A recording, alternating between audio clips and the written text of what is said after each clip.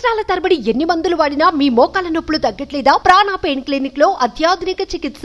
Nizamabad municipal ఆఫీసులో అవినీతి భాగోతం బయటపడింది. రెవెన్యూ సూపరింటెండెంట్ దాసరి నరేందర్ నివాసంలో ఏసీపీ అధికారులు నిర్వహించిన దాడుల్లో ఆదాయానికి మించిన ఆస్తులు బయటపడ్డాయి.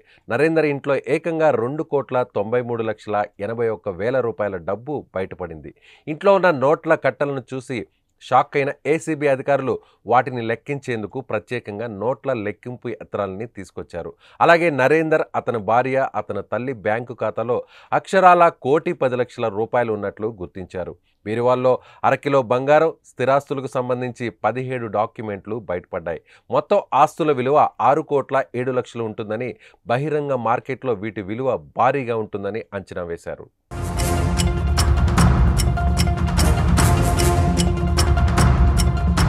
ఇక నరేందర్ ఇంటితో పాటు ఆఫీసు, బంధువుల ఇళ్లలో కూడా సోదాలు చేశారు. అదనపు ఆస్తులను వెలికి తీసేందుకు మరిన్ని సోదాలు చేసే అవకాశం ఉన్నట్లు తెలుస్తోంది. మరోవైపు ఆదాయానికి మించిన ఆస్తుల కేసులో నరేందర్పై కేసు నమోదు చేశారు. అక్రమాస్తుల కేసులో విచారణ కొనసాగుతుంది. నరేందర్పై గత కొంతకాలంగా అవినీతి ఆరోపణలు రావడంతో ఏసీబీ అధికారులు రంగంలోకి దిగారు. అంత మొత్తం సొమ్ము సంపాదించాలంటే పెద్ద ఎత్తున అవినీతికి పాల్పడడం తప్ప మరో మార్గం ద్వారా సాధ్యం కాదని గుర్తించి ఏసీబీ అధికారులు గుట్టు రట్టు చేశారు.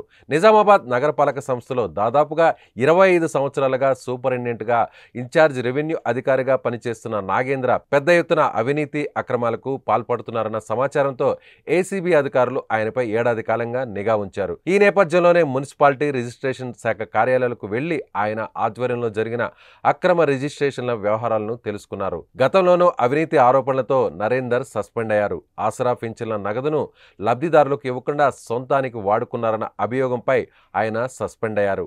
ఆ తర్వాత ఎన్నికలకు ముందు ఆయనను బోధన్ మున్సిపాలిటీకి బదిలీ చేయగా రాజకీయ నేతలు, అధికారులతో ఉన్న పరిచయాలతో బదిలీని రద్దు చేయించుకొని నిజామాబాద్లోనే కొనసాగుతున్నారు.